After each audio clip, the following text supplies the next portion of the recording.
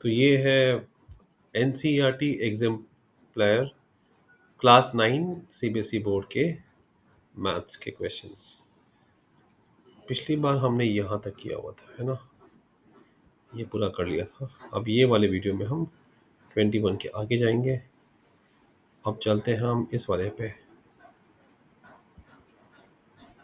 देखिए इसमें दिया हुआ है कि आपको ढूंढना है इसमें से कौन से पॉलिनोमियल है, कौन सा वाला है कौन सा वाला नहीं है, और क्या वजह है, क्या कारण है, वो भी लिखना है। वाई कौन सा वाला है, सिंपल है ना, देख लीजिए।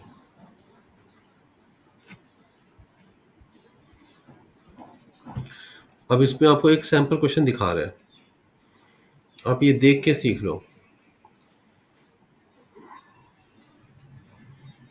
पहला वाला फॉल्स है क्योंकि एक्सपोनेंट जो है होल नंबर नहीं है, मतलब एक्सपोनेंट होल नंबर नहीं रहेगा तो पॉलिनोमियल नहीं रहेगा। वाह, एक नया चीज सीखा आपने। सेकेंड,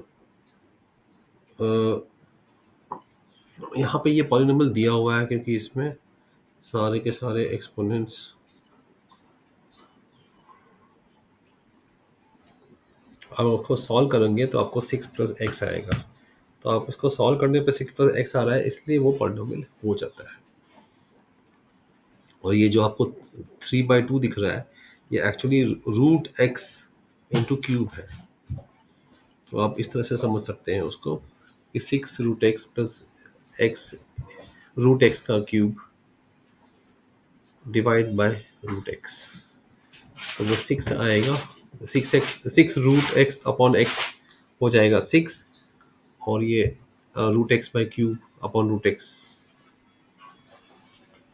तो ये हो जाएगा x। तो इस तरह से वो आप सॉल्व करना पड़ेगा, कहीं कहीं आपको एग्जाम्पल बहुत अच्छा दिया उन्होंने। अब ये आपको दे रहे हैं क्वेश्चंस, इसमें से भी आपको सिंपल बेसिक रूल पूछा जाएगा, कौन से रूल्स हैं और उस रूल के हिसाब से कौन सा वाला पॉलिनोमियल है, जल्दी से बताइए दीजिए।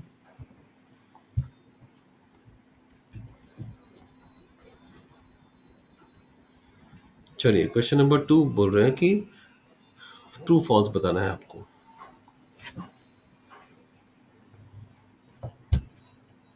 बाइनोमियल के दो से ज्यादा टर्म्स नहीं हो सकते, ट्रू और फॉल्स।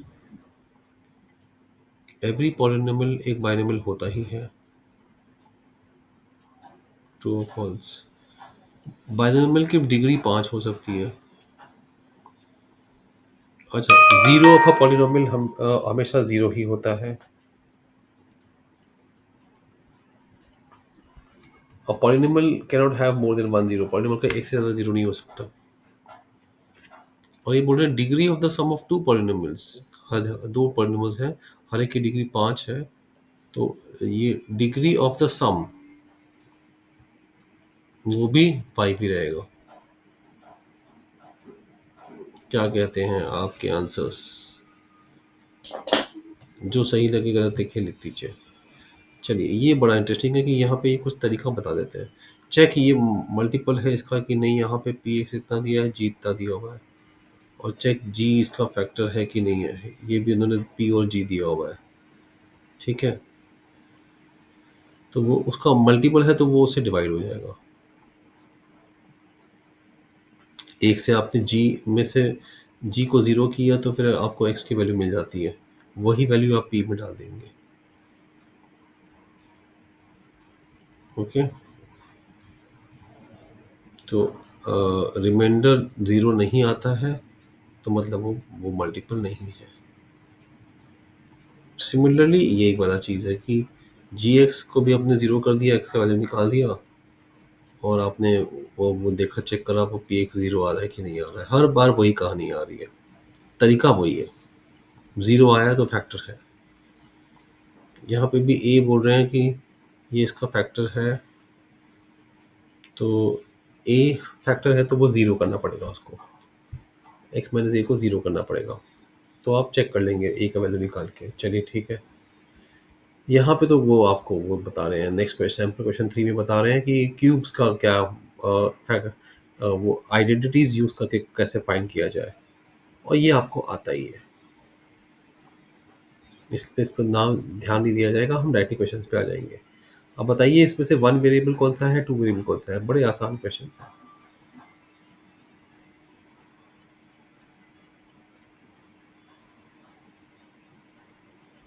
जल्दी बताइए। वेरी गुड, चलिए नेक्स्ट क्वेश्चन पे जाते हैं। डिग्री हर एक का डिटरमाइन करने को कहा जा रहा है। डिग्री कैसे करते हैं डिटरमाइन? और थर्ड क्वेश्चन बड़ा अच्छा है, सब बच्चों को ये करना चाहिए, पूरा थ्योरी आपकी अच्छी हो जाएगी। एक इक्वेशन दिया है, उसकी डिग्री क्या है, कोएफिशिएंट पूछा है, एक्स क्यूब का, एक्स सिक्स का, और कांस्टेंट टर्म क्या है, ये साफ साफ बेसिक लेवल। इनफैक्ट ये क्वेश्चन पहले होना चाहिए चैप्टर में। चलिए, फिर वो कोएफिशिएंट ऑफ एक्स स्क्वायर पूछ रहे हैं क्वेश्चन नंबर 4 में। हर एक का कोएफिशिएंट कितना है वो पूछ रहे हैं। फिर ये पूछ रहे हैं कि कांस्टेंट कौन सा है, लीनियर कौन सा है, क्वाड्रेटिक कौन सा है, क्यूबिक पॉलिनोमियल में क्या फ़र्क है, चारों में क्या फ़र्क है, ये पूछ रहे हैं आपसे।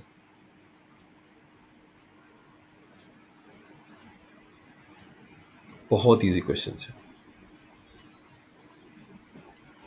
एग्जाम्पल पॉलिनोमियल का जिसमें मोनोमियल डिग्री 1 है, बाइनोमियल डिग्री 20 और ट्राइनोमियल डिग्री 2। कैसे करेंगे?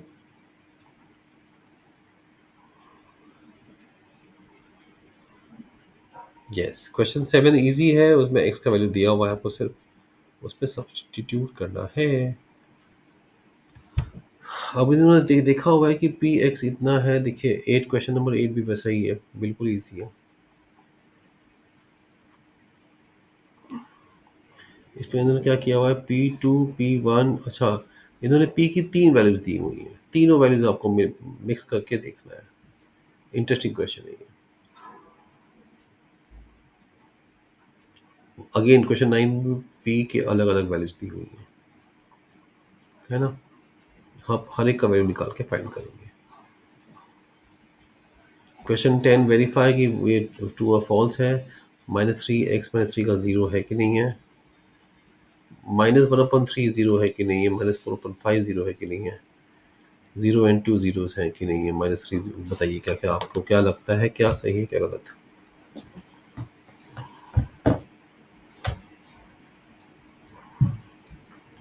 Find the zeros in each case, ये क्वेश्चन अच्छा है। 11 12 13 14 लिख लीजिए। जीरोस आपको पूछा है 11 और 12 क्वेश्चन में।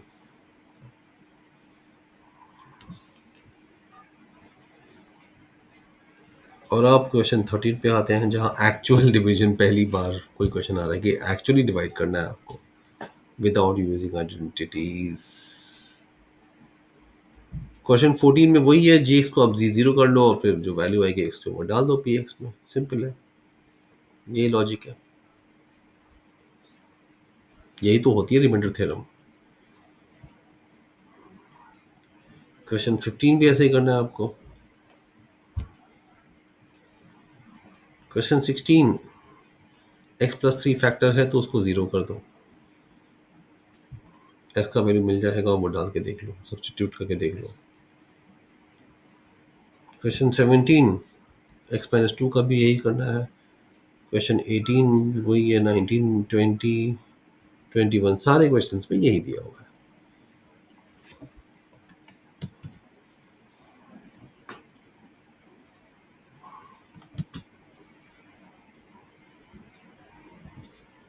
चलिए 21 फैक्टराइज फैक्टराइज, सब जगह वही वही कहानी चल रही है। हाँ, 25 26 25 आ गया वो आइडेंटिटी यूज करने वाला। फैक्टराइज के 25 और 26 क्वेश्चंस आए हुए हैं। क्वेश्चन नंबर 24 और 26 क्वेश्चंस फैक्टराइज वाले हैं। 27 भी फैक्टराइज है, लीजिए, भर भर के फैक्टराइज करवा रहे हैं वो आपसे। एक्सपैंड करने को कह रहे हैं, आइडेंटिटीज यूज करना ही है। फैक्टराइज नीचे भी दिया हुआ है। ओके, ये क्यूब वाले फैक्टराइजेशन से देखिए आपने 29 30 31 32।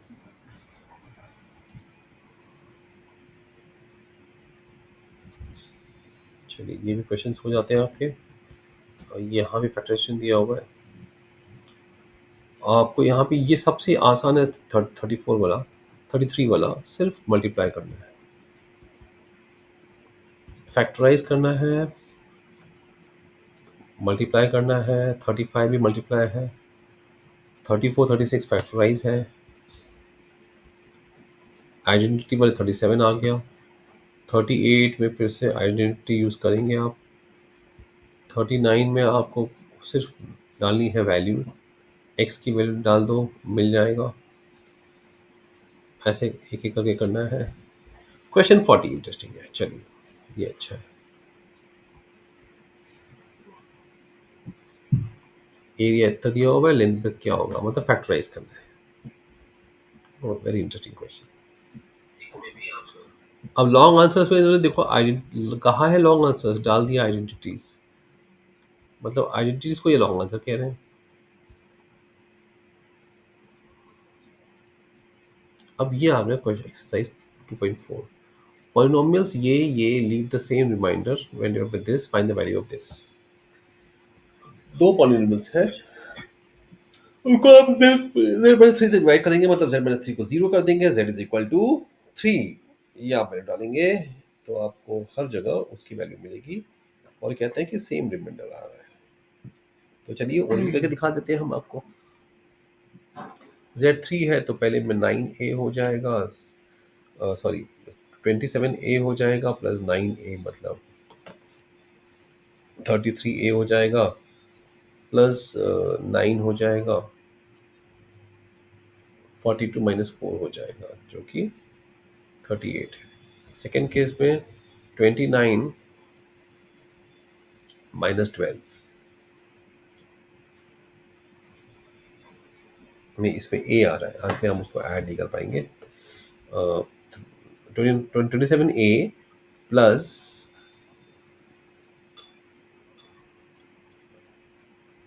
9 4 36 माइनस 4 32 प्लस 9 41 प्लस 27a, और यहाँ पे जो आ रहा है वो दोनों इक्वल है।